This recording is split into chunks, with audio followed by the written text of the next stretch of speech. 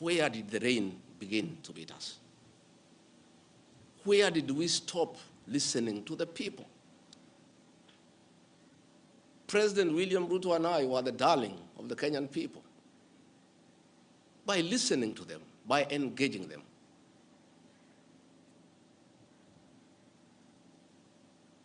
And as a government, we have established institutions to ensure we not only listen to Kenyans, but also genuinely understand their concerns.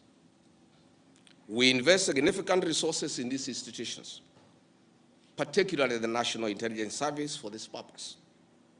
It is clear there has been a failure in the intelligence and advice we are receiving, particularly concerning crucial government policies. The President of the Republic of Kenya today has admitted that it has come to his attention that the people of Kenya did not want anything to do with the Finance Bill 2024.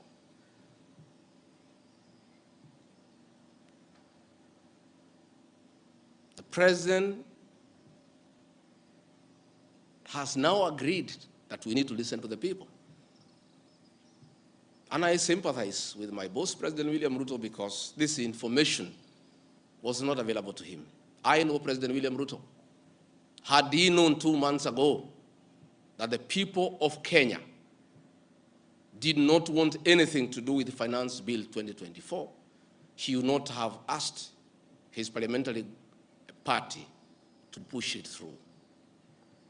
Yet, we have an organization paid by the public to give him and government such information. And that is where the problem is. We have a dysfunctional National Intelligence Service that has exposed the President, the government, and the people of Kenya. Had the National Intelligence Service briefed the President 2 months ago about how the people of Kenya feel about the Finance Bill 2024, so many Kenyans would not have died. Property would not have been destroyed. Offices would not have been touched. There would have been no mayhem. But they slept on the job.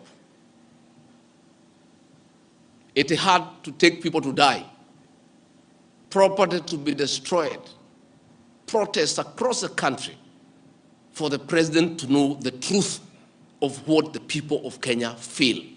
Yet, there is an organization paid for by the public to brief the President and the government about the feeling of the Kenyan people. Officers of the National Intelligence Service, officers of the National Police Service have told me in confidence they did not get advance intelligence briefs about the magnitude of the protest in Eldoret, in Kericho, in Nairobi, in Githurai, in Embu, in Nyeri. Since independence, there has been protests around Parliament. Never have protesters invaded and gotten inside Parliament. Senior officers have told me in confidence they did not have an advance intelligence brief about the intensity of the protest that they prepare in advance. The National Intelligence Service slept on the job. And the problem is simple. The Director General of the National Intelligence Service, Nuruddin Haji, was a junior officer in the National Intelligence Service before he was appointed as DPP. When he was appointed to the office of the Director General, because of inferiority complex, he chased away all the people who were senior to him when he was in the service, therefore crippling the capacity of that service and making it dysfunctional. 3 directors were chased away and reassigned to desk jobs in ministries across government. 13 assistant directors, men and women with proven track record of intelligence collection and analysis, were removed from the National Intelligence Service, leaving a shell under a clueless Director General who has no capacity to run the organization. And that is why the security sector was caught off guard by the intensity, the anger of the Kenyan people the agitation of the Kenyan people, the resilience of the Kenyan people. Had Nurdin Haji done his job, we will not be where we are today. He has no capacity. He is out of the country most of the time on business trips. The country is on its own. My boss, President William Ruto, is exposed. That he has to back down and admit that he has hurt the people of Kenya. Yet this matter has been in public domain for the last 2 months. I want to say that Nurdin Haji must take responsibility for the deaths that occurred. He must take responsibility for the mayhem. He must take responsibility for failing President William Ruto. He must take responsibility for failing the government of the Republic of Kenya. He must take responsibility for failing the Kenyan nation by not doing his job and advising correctly. And he must do the honorable thing, not just take responsibility, but resign from that office and allow the president to pick a competent director general. I want to request President William Ruto to consider, as a matter of urgency, to recall the 3 directors who are removed from the service and the 13 assistant directors to come and help reconstruct the service and get sanity back to the National Intelligence Service to serve the president, the government, and the people of Kenya. President William Ruto deserves better. He deserves a director general who knows what he's doing. He deserves a National Intelligence Service that is effective and that can analyze situations and keep him and the government informed on what is going on. It is embarrassing to me as Deputy President that it has taken protests, deaths, mayhem, destruction for the president to know the truth, yet there is an organization charged with that responsibility. I have publicly stated that under this administration, Kenyans are free to criticize the government without fear of reprisal and state agencies. This was a promise made by both the president and I when we were sworn in.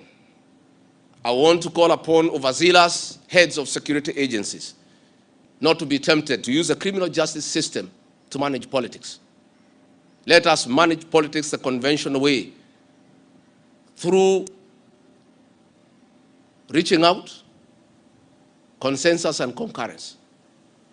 I am informed that members of parliament who voted no have already been targeted by the National Intelligence Service for harassment for their political stand. This is a promise the president and I gave to the people of Kenya, that never again shall we use the criminal justice system to manage politics.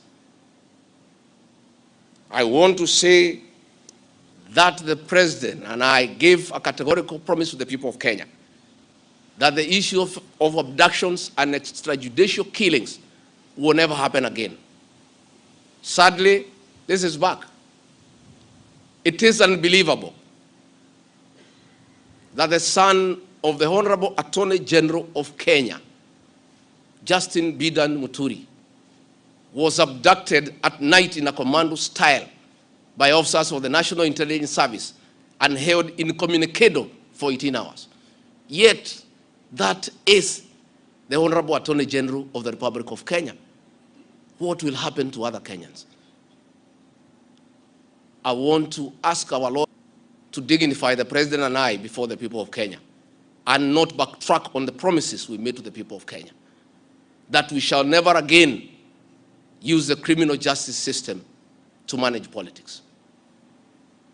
Yesterday, Nurdin Haji was trying to put up a team together to craft lies and propaganda and attribute the chaos that were in the country to leaders, I included, former President Uhuru Kenyatta and others. Yet it is very clear, and the president has admitted, that these protests were caused by the anger of the people of Kenya and their refusal of Finance Bill 2024. I want to call on the National Intelligence Service not to take us back to the dark old days of the Nyayo era, where you create propaganda and schemes to undermine leaders and those you don't agree with. I want to say in conclusion, this is a time for reflection and action. And we need to take immediate steps, as the President has guided, and I'm very happy, to engage the Generation Z. And I want to call that generation to tell us whom to engage, because they are leaderless, they are tribeless, they have no organizational structure, but we would like to engage the right people. There could be a temptation among some young people around us in government to pick some friends of theirs and attempt to bring them for discussion. So I want to challenge our young people and salute them for their courage and conviction and the love for their motherland to come up with a structure on how they can engage government in accordance with what President William Ruto has guided this afternoon. In view of the very wise decision by the President, in conformity with the wishes of the Kenyan people, to withdraw Finance Bill 2024 that was in contention, as Deputy President of the Republic of Kenya and a patriotic son of this country, I want to appeal to Generation Z to call off the protests for tomorrow, because their cry has been heard by the President. The President has accepted that there was an issue, there was a disconnect, and the President has done the right thing. And I think it's only fair that we call off the protest so that we don't have further loss of lives and destruction of property. It's an appeal that I've made as a father, as a parent, to our young children. We love you, we respect you.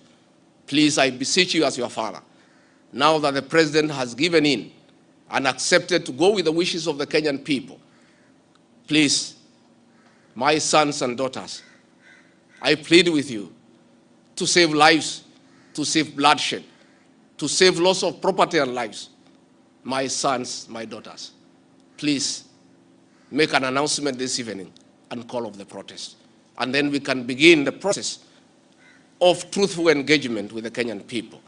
We can begin an honest conversation on how to work on our country.